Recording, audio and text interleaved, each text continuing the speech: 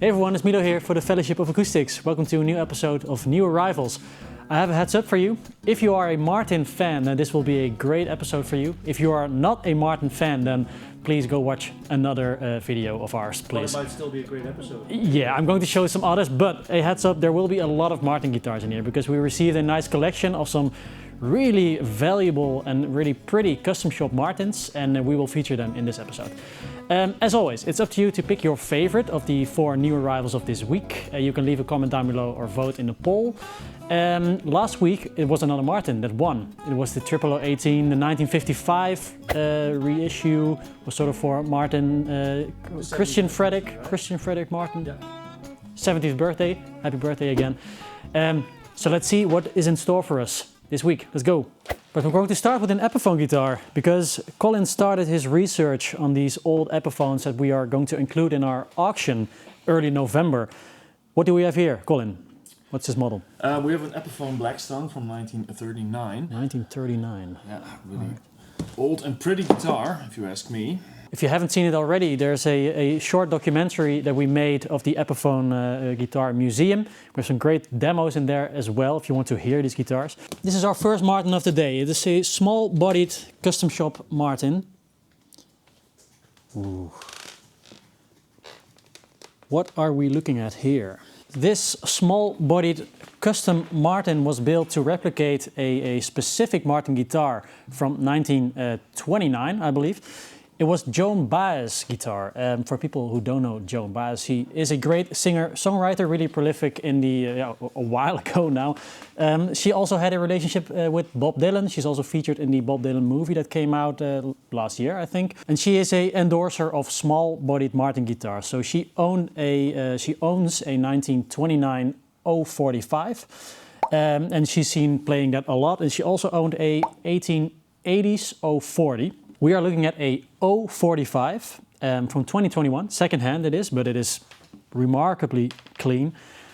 We have of course, 45 style inlays everywhere.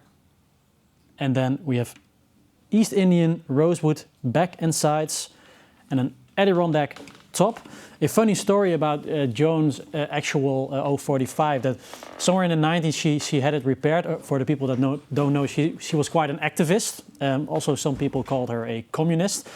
She had her O45 repaired and someone found a scroll inside her O45 that a previous repairman had left in there. And the scroll said, "Too bad you're a communist." These gig bags always stand out when I see them here in the racks. So we have some new Powers Electrics. We have 2 right here. Let's check them out. They always have some funky colors. Ooh, haven't seen this one before. We call this Aubergine. Aubergine. This is their Type A model in a aubergine color. They have their own pickup designs as well. I believe these are the full Faraday. There's also a partial Faraday. The other one might be a partial. Let's check it out. So what vegetable will this be, Michael? I think it's going to be broccoli green. Broccoli green. Ooh. Ooh, well, it's minty green. If this is the color of your broccoli, then please throw it out. Throw it out. I like this a lot more. This is way more my sort of color. And the double color is cool in the front and the back. Yeah, there's a lot of car culture in here in the Powers Electrics designs. One thing I really love is the surfboard resin, this sort of leftover stuff from the surfboard wax that they use for the knobs, and the tip here on the vibrato looks really cool. This is the partial Faraday.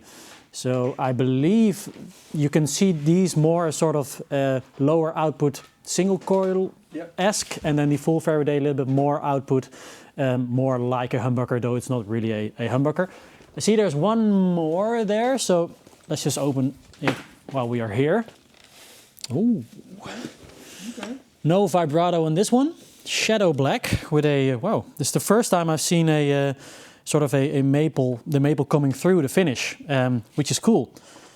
So these are the full Faraday pickups. It's really lightweight. There's also a chambered body as well. Also the maple binding. Maple binding.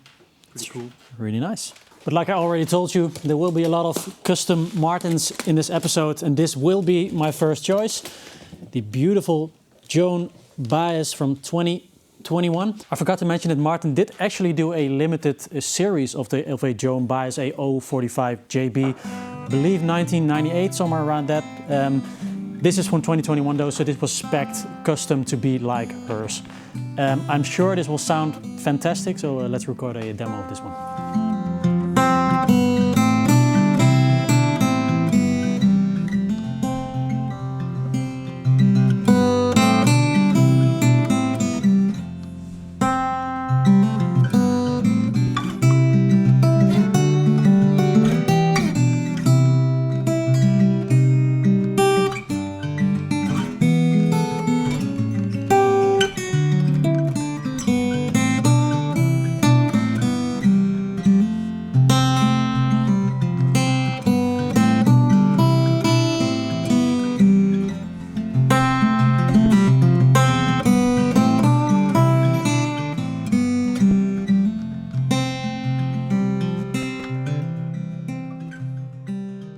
All right, second round. We're going to start with another Jazzmaster. Ooh, Sherwood green? Yeah, I think it is. So these are also mostly a riddle when we first received these tags, because it says US 24 134 62 Jazzmaster REL RWBRG with comp. Competition racing stripe, then British racing green, a heavy relic. Racing stripes, so cool. And finally, no matching headstock. Beautiful. I was a really big fan of the Jazzmaster last week with the wide range humbuckers. Already sold, unfortunately, but that was a beauty as well. Not really a match with my shirt for today, but this is a beautiful custom shop 62 Jazzmaster. For the people that don't know, we do have a plec machine in-house, and this is a graph. A graph. This is the first scan that they made of the guitar, and then they plecked it, and you get a final scan. This is really says nothing to me, but I know that a plec machine can do a really great setup, so that's most important, I think. A blue Martin case, which tells us it's a vintage one. I'm sure you will like this. This is a 1949 D28. Ooh. 1949, some specs for that year. We still have the Brazilian Rosewood back and sides. This one has a really nice dark stripe going through all along the sides here. Really pretty. A lot of playware on this one, as you expect. In 46 they changed to Sitka spruce instead of Adirondack, so this must be Sitka. Then they also did some experimentation with the bracing. Before 1945 it was the scalloped X bracing, then from 46 to somewhere in 49 the braces were tapered, and then in 49 they switched over to non-scalloped braces, so there was the bracing was a lot stiffer. We are going to find out which of the bracing patterns is on here. That does a lot to the tone, I think. So we were trying to figure out the specs on this one. Then Colin brought out this really high-tech new piece of equipment that we have here. One of our most advanced tools, made by our own luthier, yeah, Adrian. So this is a way to find out where the X is. There's a marker. This is rear shifted, this is normal, and this is forward shifted. So it's actually a rear shifted bracing. Rear shifted, which might mean it's a little bit more focused sounding, less bass on it. The bracing looks to be tapered or just non-scalloped, but we're going to have to take a few more minutes to figure that out. First thing I notice is that it indeed doesn't have all the full bass that you might get on some of the scallop bracing forward shifted Martins, but it sounds really nice and tight and punchy and focused.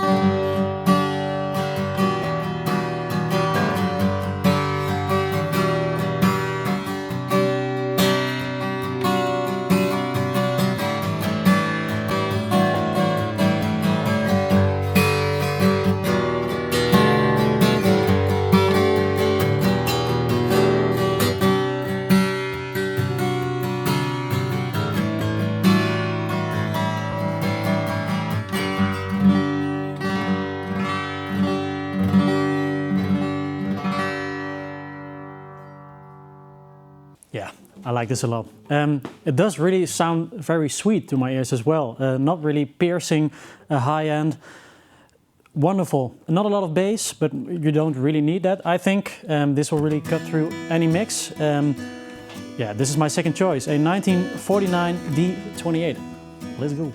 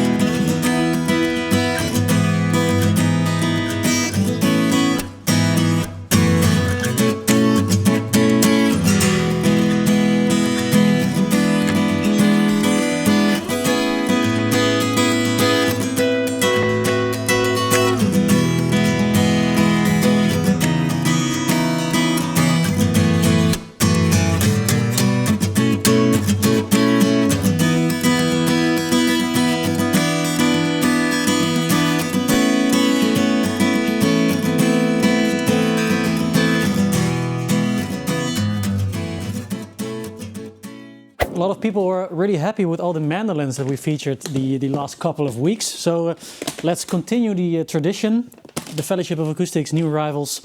We have another mandolin. This time it's a Collings. Ooh, a nice A-style MT2. Wow, this doesn't weigh anything. Feel this. Very light. Very lightweight. Beautiful flamed maple back and sides. I think this is an Adirondack red spruce top. The F-holes, they do also make a oval hole version of this, I believe. As we are used to, only the highest quality coming from Austin, Texas. If you don't have 6,000 plus euros on hand, maybe you are looking for a more affordable alternative. We have a lot of Eastman mandolins in stock right now. This is another A style. Check it out.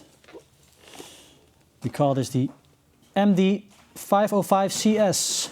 Another A-style maple back and sides, not as flamey as the Collings, but that's what you get when you get a more affordable instrument. But I know for sure that these Eastman sound really good. I've heard Rowdy play some of them. I think they are fantastic for the money. Two beautiful A-style mandolins for all you mandolin lovers out there. Be sure to put them back in the right case. Before we open another Martin guitar, let's stay with Collings and feature the second electric of the week.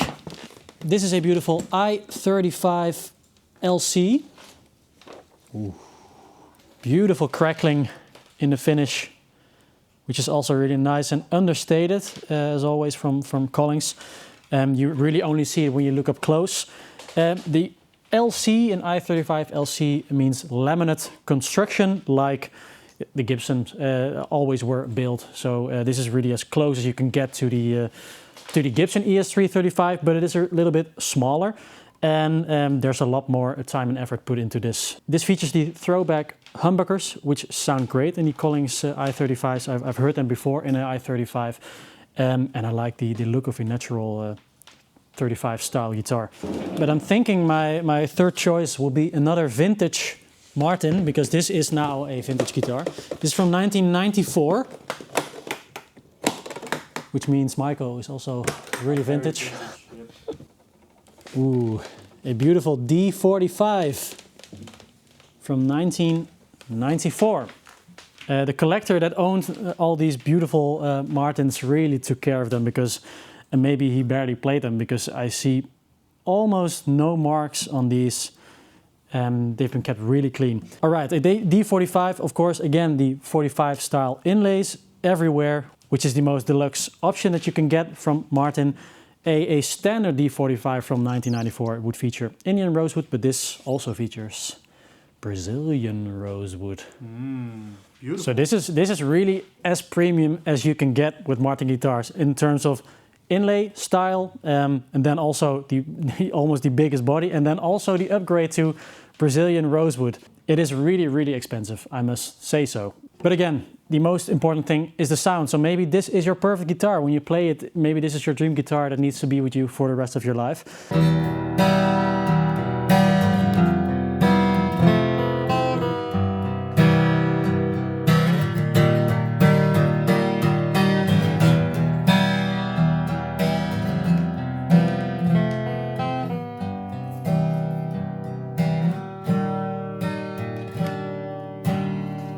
This sounds like I'm used to from D45s. They always sound just really all out, full, almost like every frequency is filled. It also really matches well with the looks as far as all out.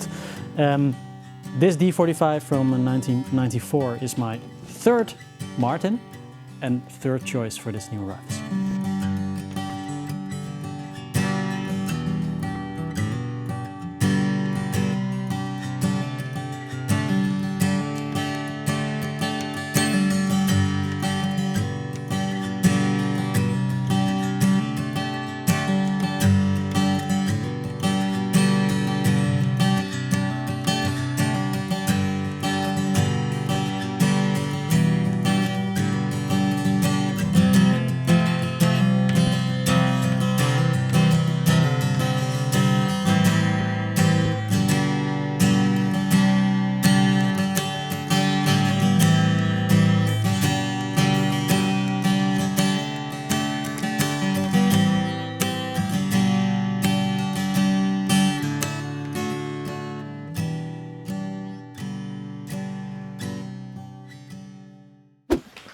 And it will be no surprise that we're going to end the show with another Martin. We have two. These over here. And now that Bill is back, we're going to have Bill choose the final guitar. Let's start with this one right here. Keep you in suspense. Ooh. A OM45 Compass, and I will show you why later. First, have a look at the inlay on the top. So we have the 45 style, but then we have some more scrolls here. Check that out. Yeah. An Adirondack top. We have a Flamed Koa side. I'm going to show you first. So why is this called a compass? I don't know. You got any idea? Whoa! There's a compass on the back. Also Flamed Koa. This was based on a limited run that Martin did called a True North. I think they did it in 2016 or something. They made about 50 pieces. And then someone was a big fan of that and had this one custom made to be like that True North series. So a OM45 with a compass on the back. Flamed Koa, Adirondack top, beautiful inlays. Again, really, really clean, like new.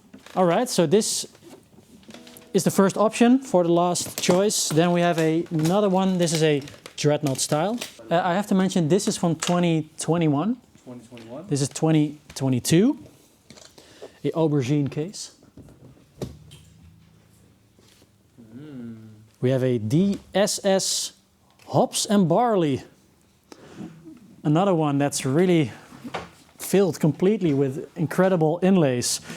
A Dreadnought slope shoulder, DSS, with a hops and barley theme. So there are a lot of grains and flowers on here. Let's feature them all here on the beautiful bridge, on the pickguard, here the hops and the rosette, all along the fingerboard and there as well. Does this also have a Adirondack top? Yeah, another Adirondack top, and this time we have a figured or flamed walnut on the back and sides. That's very unique, actually. Yeah, what a nice flame on it. Also completely different than we're used to from the inlays from Martin. A really different theme. We have a fan here. Hops and barley. Fan of the show. Hops. Also check out the flamed maple binding here. What a great package. Then we're going to find Bill, because he's going to choose. Bill! Look who I found! Bill! Hey, me maat. You have to choose again, Bill. What's it, Bill? Follow us. Okay. You can choose. Bill, come here. Come here. Which one? Kom maar jongen, kom maar, kom maar. Yep. Yep. All right. Compass. He's a man of luxury, the most expensive guitar. It's this OM45 Compass from 2021. This is the fourth and final Martin for this Martin New Arrivals, the Fellowship of Martins.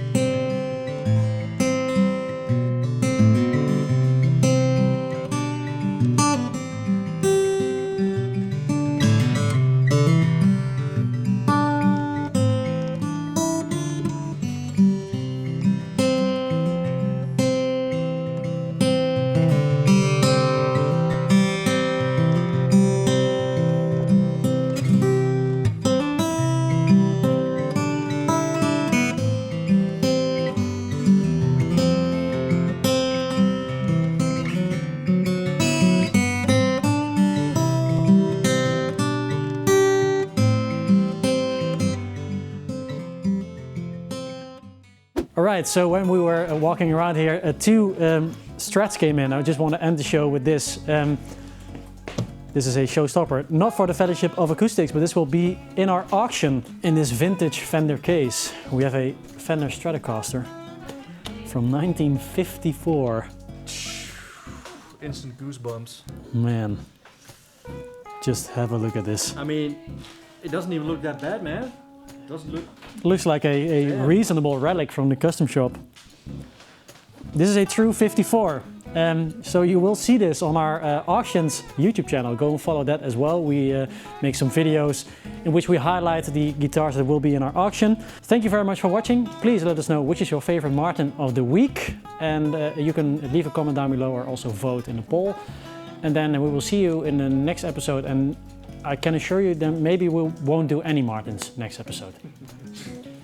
See ya!